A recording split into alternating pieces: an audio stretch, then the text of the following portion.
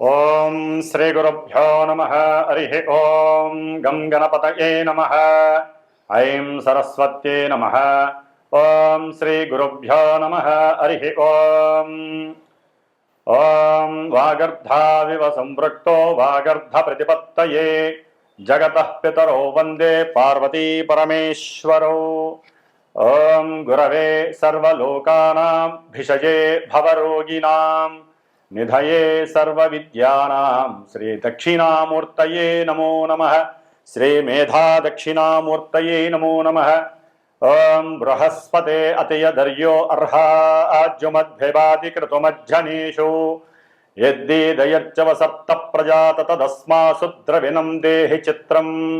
ఓం బృం బృహస్పతయే నమః. బృహస్పతి అనుగ్రహ ప్రసాద సిద్ధిరస్తు.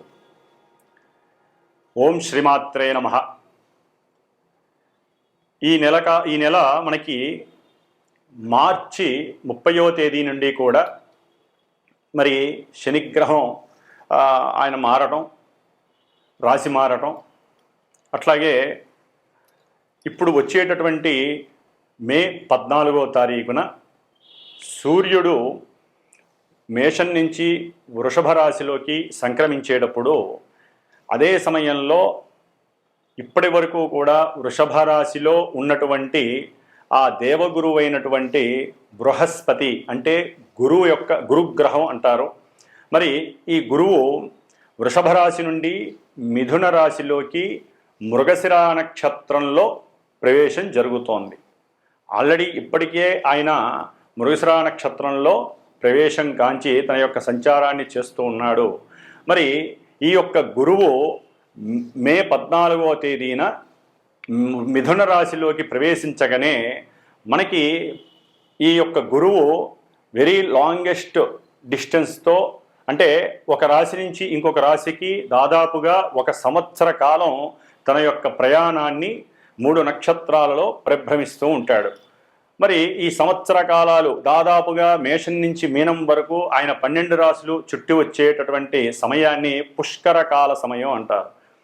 అంటే ఒక రాశిలోంచి ఈయన ఇంకో రాశిలోకి ప్రవేశించినప్పుడు మరి దేవాది దేవుడు దేవతలందరికీ గురువు అయినటువంటి ఆ సద్గురువు ఆ యొక్క బృహస్పతి మిథున రాశిలోకి ప్రవేశించగానే మే 13వ తారీఖు అర్ధరాత్రిన మనకి సరస్వతీ నదీ పుష్కరాలు ప్రారంభం అవుతున్నాయి. అంటే 14వ తారీఖు నైటు, అంటే మనకి మే 14వ తారీఖు నుండి దాదాపుగా 12 రోజులు ఈ యొక్క గురువు మనకి మే 26వ తేదీ వరకు పుష్కర సమయంగా భావిస్తారు. మరి ఈ పుష్కరాల్లో మనం మనకి దగ్గరలో ఉత్తరప్రదేశ్లో ఉన్నటువంటి ప్రయాగ అంటే త్రివేణి పుష్కరం అంటారు, త్రివేణి సంగమం అని అంటారు. గంగా యమున సరస్వతి అంతర్వాహినిగా సరస్వతీదేవి మరి ఆవిడ పుట్టినటువంటి బద్రీనాథ్ నుంచి వచ్చి ఇక్కడ కలుస్తుంది. అట్లాగే బద్రీనాథ్ దగ్గర మానా అనేటటువంటి గ్రామంలో ఈ సరస్వతీదేవి ప్రవాహం చేస్తూ అంతర్వాహినిగా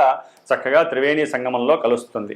కాబట్టి అక్కడ గనక ఎవరైతే ఈ యొక్క 12 రోజుల్లో సాధ్యమైనంత వరకు ఓపిక, ఆరోగ్యము, మనస్సు, ప్రశాంతత ఉన్నటువంటి వాళ్ళు, ఉన్నతమైనటువంటి విద్యను పొందాలనుకునేవారు, అట్లాగే వ్యాపారపరంగా ఉద్యోగపరంగా జీవితాంతం చక్కటి ఆనందాన్ని, అట్లాగే కుటుంబ సౌఖ్యాన్ని, వివాహ యోగ్యతని, సత్సంతాన ప్రాప్తిని, ముఖ్యంగా ధనాభివృద్ధిని పొందేటటువంటి వారు ఈ సరస్వతీ నదీ పుష్కరంలో ఆ యొక్క స్నానం ఆచరించడం ద్వారా ఆ యొక్క బృహస్పతి అనుగ్రహం అందరికీ లభిస్తుంది. మరి ఈ గురువు దాదాపుగా జూన్ 13వ తేదీన వరకు కూడా ఈ గురువు కుజ నక్షత్రంలో ప్రవేశం చేస్తూ మనకి కొన్ని రాశుల వారికి కొన్ని రకాలైనటువంటి పరిస్థితుల్ని కలుగజేస్తూ ఉంటాడు. అట్లాగే జూన్ 13వ తేదీ నుండి గురుడు ఆరుద్ర నక్షత్రం రాహు నక్షత్రంలో వచ్చినప్పుడు దాదాపుగా ఆగస్టు 12వ తేదీ వరకు కూడా ఈ రాహు నక్షత్రంలో సారసల్పడం ద్వారా ఈ గురువు తనిచ్చే ఫలితాలే కాకుండా రాహు ఉన్నటువంటి రాస్యాధిపతి శని ఇచ్చే ఫలితాలు, రాహు ఇచ్చే ఫలితాలు కూడా చక్కగా ఇస్తూ ఉంటారు. అంటే కొన్ని అనుకూలతలు, కొన్ని ప్రతికూలతలు ఇచ్చే అవకాశాలు ఉన్నాయి. ఆ తదుపరి ఆగస్టు 13వ తేదీన పునర్వసు నక్షత్రంలోకి మారుతాడు. అక్టోబర్ 18న ఉచ్చస్థితి అయినటువంటి కర్కాటక రాశిలోకి ఈ యొక్క స్వామివారు మారే అవకాశం ఉంటుంది. ఆ తర్వాత నవంబర్ 11న ఈ గురుమహాదేవుడు కర్కాటకంలో వక్రీగమనం చెంది డిసెంబర్ 5న మరలా వక్రీగమన స్థితిలో మిథున రాశిలోకి వెళ్తారు. ఈ విధంగా వీరు ఈ గురువు దాదాపుగా మే 14 నుండి కూడా 2 రాశుల్లో తన యొక్క సంచారాన్ని సలుపుతూ వివిధ రాశుల వారికి అంటే మేషాది మీనరాశి పర్యంతం రకరకాలైనటువంటి ఆయన ఉన్నటువంటి నక్షత్రాల పరంగా కూడా రకరకాలైనటువంటి విశేషమైనటువంటి అనుభవాలు మనకి అనుభవంలోకి తెచ్చేటటువంటి పరిస్థితి గురుమహాదేవుడు ఇస్తాడు. మరి ఈ బృహస్పతి అంటే ఈ గురువు విశేషమైనటువంటి జ్ఞానాన్ని కలుగజేసేటటువంటి దైవగ్రహం. అంటే సాక్షాత్తు దేవతలందరికీ కూడా ఈయన మంత్రి. ఈయన యొక్క సలహా లేకుండా అక్కడ దేవలోకాలలో ఎటువంటి కార్యక్రమము జరగదు. వాళ్ళు రాజులైనా సరే ఇంద్రుడైనా సరే ఎవరైనా సరే ఈయన యొక్క సలహా మేర మాత్రమే మంచి చెడు జరిగేటటువంటి అవకాశాలు ఉన్నాయి. మరి అంతటి పోర్ట్ఫోలియో ఉన్నటువంటి గురుడు మన యొక్క భూమి నుండి దాదాపుగా 43 కోట్ల దూరంలో ఉన్నారు. మరి అంత దూరంలో ఉన్నటువంటి గురువు ఔటర్ ప్లానెట్ అయి ఆయన యొక్క దృష్టి మరి కొన్ని రాశుల మీద పడే అవకాశం ఉంటోంది. అంటే మిథున రాశిలోకి వచ్చినప్పుడు దాదాపుగా వీరి యొక్క దృష్టి 5వ దృష్టి తులారాశి మీద, 7వ దృష్టి ధనస్సు రాశి మీద, అలాగే 9వ దృష్టి కుంభరాశి మీద పడుతున్నాయి. ఈ యొక్క గురువు యొక్క దృష్టి గ్రహాలలో వారు ఉన్నటువంటి స్థానబలం కన్నా కలిసినటువంటి గ్రహబలం కన్నా వీరు చూసేటటువంటి దృష్టి బలం చాలా గొప్పది. అందులో ఈ బృహస్పతి అంటే గురువు యొక్క దృష్టి అచంచలమైనది, చెప్పటానికి కూడా అనిర్వచనమైనటువంటిది. అంటే అంతటి చక్కటి శుభవీక్షణలు గురువుకున్నాయి. ఈయన గురువర్గానికి సంబంధించిన గ్రహాలలో గురువు అత్యంత శ్రేష్ఠుడు. ఈయన యొక్క దృష్టి పడితే చాలు ఎటువంటి వారికైనా కుజదోషాలు తొలగిపోతాయి. అట్లాగే ఈయన యొక్క నక్షత్రాల్లో ఉన్నటువంటి వారు అంటే దాదాపుగా గురువు యొక్క నక్షత్రాలు మనకి మేషం నుంచి కనుక చూసుకున్నట్లయితే మిథున రాశిలో పునర్వసు నక్షత్రం 1, 2, 3 పాదాల వారు, అట్లాగే కర్కాటక రాశిలో 4వ పాదం ఉంటుంది ఈ గురువు యొక్క నక్షత్రాలు. అట్లాగే మనకి తులారాశిలో ఈ యొక్క విశాఖ 1, 2, 3 పాదాలు, అట్లాగే మనకి వృశ్చిక రాశిలో విశాఖ నక్షత్రం 4వ పాదం గురు నక్షత్రం ఉంటుంది. అట్లాగే కుంభరాశిలో పూర్వభద్ర 1, 2, 3 పాదాల వారు, అట్లాగే మనకి మీనరాశిలో పూర్వభద్ర నక్షత్రం 4వ పాదం. ఈ యొక్క 3 నక్షత్రాలు కూడా మనకి ఈ యొక్క రాశుల్లో సంచారం చేస్తూ ఉంటాయి కాబట్టి అట్లాగే గురువు యొక్క రాశులు 12 రాశుల్లో ధనుస్సు రాశి మీనరాశికి ఆధిపత్యం వహించినటువంటి గురుడు మరి ఉన్నతమైనటువంటి దివ్య జ్ఞానాన్ని దేవతల యందు అట్లాగే దైవం యందు సదాచారాలు సాంప్రదాయాల యందు చాలా ప్రతిష్ఠిని కీర్తి ప్రతిష్టలను ఇచ్చేటటువంటి వాడు. అట్లాగే ఉన్నతమైనటువంటి మోక్ష మార్గానికి ఈ గురువు యొక్క ప్రాధాన్యత చాలా ఉంటుంది. కాబట్టి మన యొక్క ప్రపంచంలో దేశంలో ఉన్నటువంటి ఎన్నో మఠాలు, ఆశ్రమాలు, దేవాలయాలు, మత సంస్థలు, అట్లాగే న్యాయస్థానాలు, ఉన్నతమైనటువంటి సముద్రాలు, అట్లాగే ఎన్నో కేంద్రీయ విశ్వవిద్యాలయాలు, ఉన్నతమైనటువంటి ప్రొఫెసర్లు, న్యాయస్థానాలు, జడ్జీలు, మరి న్యాయవాదులు అంటే న్యాయానికి సంబంధించి అట్లాగే పెద్ద పెద్ద పోర్ట్ఫోలియోస్లో ఉన్నటువంటి ఆర్థిక శాఖా మంత్రులు కావచ్చు, ఫైనాన్స్కి సంబంధించిన మేనేజింగ్ డైరెక్టర్స్ కావచ్చు, విదేశాలతో లావాదేవీలు జరిపేటటువంటి ఉన్నతమైనటువంటి వ్యాపార సంస్థలు కావచ్చు, లాజిస్టిక్స్ కావచ్చు, నీటికి సంబంధించినటువంటి వ్యవహారాలు కావచ్చు. ఇట్లా ఈ గురుమహాదేవుడు 9, 12 స్థానాలని ఆధిపత్యం వహించి ప్రతి మానవుడికి కూడా పూర్వజన్మ సుకృతాన్ని ఈ జన్మలో అనుభవింపజేసేటటువంటి స్థితి కలిగిన వాడు ఈ యొక్క బృహస్పతి. కాబట్టి ఈ యొక్క బృహస్పతి మరి రాశి మారటం ద్వారా కలిగేటటువంటి మేషాది మీనరాశి వారికి ఏ విధమైనటువంటి ఫలితాలు మనకి వాడుకలోకి అనుభవంలోకి వస్తాయో మరి ఇప్పుడు తెలుసుకుందాం. ఓం బృం బృహస్పతయే నమః. ఈ బృహస్పతి మారటం ద్వారా ప్రతి రాశి వారికి శుభప్రదమైనటువంటి పరిస్థితులు కలుగుతూనే ఉంటాయి. కాకపోతే వారి యొక్క జన్మజాతకాలలో ఉన్నటువంటి లగ్నాలను బట్టి నడిచేటటువంటి దశాంతరదశలను బట్టి ఈ యొక్క గురువు సరైనటువంటి కేంద్ర కోణాధిపత్యం బట్టిన అట్లాగే ఉచ్చస్థితుల్లో ఉన్న చాలా వరకు శుభాలను ఇస్తాడు. అదే కనుక వారి యొక్క లగ్నాలను బట్టి ఈ యొక్క బృహస్పతి వివిధ రకాలుగా కొంత పాపాధిపత్యం పట్టినటువంటి రాశులు, పాపస్థానాలు, నీచ స్థానాల్లో ఉండి శత్రుక్షేత్రాల్లో ఉన్నట్లయితే కనుక ఈ బృహస్పతి మరి ఇచ్చేటటువంటి ఫలితాలు, పరిణామాలు చాలా ఘోరంగా కూడా ఉంటాయి. అటువంటి వాళ్ళు గురువుకి సంబంధించినటువంటి జపాలు, స్తోత్రాలు, దానాదులు, ప్రదక్షిణాలు, ముఖ్యంగా గురువు అశ్వత్థ వృక్షము అంటే రావి చెట్టుకి ప్రతీక కాబట్టి మరి రావి సముద్రలతో ఈ గురువుకి గురు పాశుపత హోమమని, విద్యార్థులైతే మేధా దక్షిణామూర్తి పాశుపత హోమమని, వ్యాపారస్తులైతే కనుక ధన పాశుపత హోమమని, ఇలాంటివన్నీ కూడా మరి ఎంతోమంది చేయించుకునేటటువంటి అవకాశాలు తీసుకునే ఆ సందర్భం ఇప్పుడు రాబోతోన్నది. ఇదంతా కూడా పూర్వజన్మ పుణ్య సుకృతంగా భావించాలి. ఎందుకంటే సదాచారాలు, ఆచారాలతో పాటుగా ఈ గురువు ద్వారా మనకి యజ్ఞాదులు, హోమాదులు, ఇలాంటి శుభకార్యాలు చేసేటటువంటి మహద్భాగ్యం కలుగుతోంది. సరే, కొన్ని రాసుల వారికి గురువు బాలేనటువంటి వాళ్ళు ఈశ్వరారాధన చెయ్యండి, కృష్ణ పరమాత్ముని ఆరాధించండి, భగవద్గీతని ఆచరించండి, చదవండి, 10 మందికి హితబోధ చెయ్యండి. గురువు యొక్క అనుగ్రహం ప్రతి రాశికి విశేషంగా కలుగుతుంది. వృషభ రాశి మరి కృత్తిక 2, 3, 4 పాదాలు, అట్లాగే రోహిణీ నక్షత్రం 1, 2, 3, 4 పాదాలు, మృగశిర నక్షత్రం 1, 2 పాదాల వారు ముఖ్యంగా ఈ వృషభ రాశిలో ఈ ఉ ఏ ఓ వా వి ఉ వే ఓ అనేటటువంటి ఈ అక్షర నామధేయము ఉన్నటువంటి వారికి వృషభ రాశి యొక్క ఈ సంవత్సరం గురుగ్రహం మిథున రాశిలోకి మే 14 తర్వాత మారిన తర్వాత కలిగేటటువంటి శుభ ఫలితాలు ఏ విధంగా ఉంటాయి అనేటటువంటి విషయంలోకి వెళ్తే మరి ఈ దేవగురువు అయినటువంటి గురువు ముఖ్యంగా ధనకారకుడు, సంతానకారకుడు, కుటుంబ వృద్ధి ఇచ్చేటటువంటి కారకత్వాన్ని, అట్లాగే జ్ఞానకారకుడు, సిద్ధికారకుడు, అంటే ఎన్నో రకాలైనటువంటి పోర్ట్ఫోలియోస్ ఈ గురువుకి ఉన్నాయి. పెద్ద గ్రహం కాబట్టి మరి ఇంతకాలం కూడా వృషభ రాశిలో ఉన్నటువంటి గురువు కాస్త చికాకుల్ని పెట్టాడు, ఆర్థికంగా నష్టాల్ని కలుగజేశాడు, మరి ఎన్నో ఇబ్బందులను కూడా పెట్టాడు అనుకున్న పనులు కాక. ఈ వృషభ రాశి వారికి ఆల్రెడీ కొన్ని గ్రహాలు అనుకూలిస్తున్నాయి. ముఖ్యంగా మే 14 తర్వాత ఈ యొక్క గురుగ్రహం ద్వితీయ అంటే కుటుంబ స్థానము, ధనస్థానమైనటువంటి మిథున రాశిలోకి వచ్చినప్పుడు వీరు అనుకున్నటువంటి సంకల్పాలు ఏవైతే ఉన్నాయో, అంటే ఆర్థికపరమైనటువంటి విషయాలకు సంబంధించి అకస్మాత్తుగా అన్నదమ్ముల మధ్య కొంత సఖ్యత చేకూర్చి అన్నదమ్ములు కలిసి ఏదైనా వ్యాపారాన్ని ప్రారంభం చేయాలనే సంకల్పం కలుగుతుంది. దాని ద్వారా వారికి చక్కటి ఆదాయ వనరులు కుటుంబానికి లభిస్తున్నాయి. కుటుంబంలో సఖ్యత పెరగటానికి, కుటుంబ వృద్ధి కలగటానికి కుటుంబంలో చాలా చక్కటి సహాయ సహకారాలు లభిస్తున్నాయి. అట్లాగే ఉన్నతమైనటువంటి తిండి పౌష్టికత లభిస్తుంది. అంటే ఆహారపరంగా మీకు చక్కటి సౌఖ్యం కలుగుతోంది.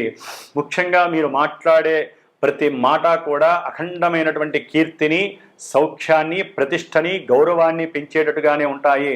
వ్యాపారంలో మీరు ఏదైతే ఆలోచించి మనస్ఫూర్తిగా మీరు కనుక ప్రేరేపిస్తారో అది తూచా తప్పకుండా జరగాల్సిందే అనే దాని ద్వారా మీకు ఉన్నతమైనటువంటి ఆదాయం లభిస్తోంది.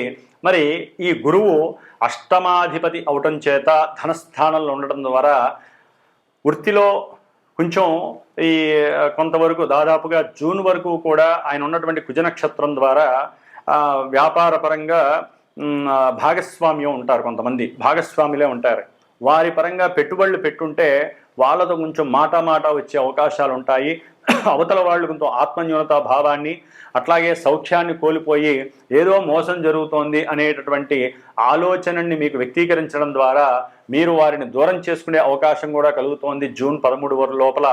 ఆ తర్వాత జూన్ 13 తర్వాత ఈ గురువు యొక్క దృష్టి మరి 18వ తర్వాత, మే 18 తర్వాత రాహువు కుంభరాశిలోకి వచ్చినప్పుడు ఈ గురువు యొక్క నవమ దృష్టి రాహువు మీద పడుతోంది. అది కొంచెం గురు చండాలత్వం అయినప్పటికీ రాహువు శుభస్థానంలో ఉన్నాడు, గురువు మాత్రం శత్రుస్థానంలో ఉన్నాడు. కాబట్టి అక్కడ మీ యొక్క ఆలోచనలు కొంచెం రంజింపజేసినట్లయితే కనుక మీకు చక్కగా ఉన్నతమైనటువంటి, అంటే బొగ్గు వ్యాపారం చేసే వాళ్ళకి కానివ్వండి, లేకపోతే ఈ నీటికి సంబంధించిన వ్యాపారాలు చేసేవాళ్ళు కానివ్వండి, అంటే మత్స్య కార్మికులు కావచ్చు, ఎవరైనా కావచ్చు, యాక్వేరియంకి సంబంధించిన వాళ్ళు కానివ్వండి, లేకపోతే లైఫ్ ఇన్సూరెన్స్కి సంబంధించి చేసేవాళ్ళు కానివ్వండి, ఇట్లా ఏదైనా సరే లాభపరమైనటువంటి విషయాలు జరగడానికి ఎక్కువ అవకాశాలు ఉన్నాయి.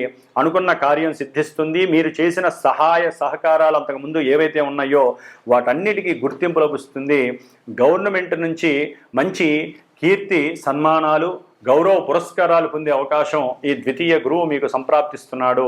అట్లాగే ఈ గురువు యొక్క దృష్టి మీ యొక్క వృషభ రాశి వారికి పంచమ దృష్టి 6వ భావం మీద పడచం చేత మీకు ఏదైనా అప్పులు ఉన్నట్లయితే, లేకపోతే భార్యపరంగా ఏదైనా శత్రుత్వం ఉన్నా కూడా, లేకపోతే కలత్రపరంగా అంటే భార్యాభర్తల మధ్య ఏదైనా కొన్ని ఇబ్బందులు కోర్టు ఇష్యూస్ ఉన్నట్లయితే కనుక అవి కూడా ఒక కొలిక్కి వచ్చి మంచిగా మాట్లాడుకోవడం ద్వారా ఒకరి మనసులో ఉన్నటువంటి భావాల్ని ఇంకొకరితో చక్కగా కుటుంబ పరంగా కూర్చొని చర్చించడం ద్వారా, లేకపోతే అన్నదమ్ములు అక్క చెల్లెల యొక్క సహాయ సహకారాల ద్వారా, అంటే పెద్దవాళ్ళ యొక్క సహాయ సహకారాల ద్వారా, లేకపోతే కొంతమంది గురువుల యొక్క మాట సహాయంతో అవన్నీ కూడా తొలగిపోయి మీరు చక్కగా కుటుంబ సమేతంగా చక్కటి వృద్ధిని కలుగజేయడానికి, అట్లాగే సంతాన సౌఖ్యాన్ని పొందేటటువంటి పరిస్థితి కూడా వృషభ రాశి వారికి లభిస్తోంది.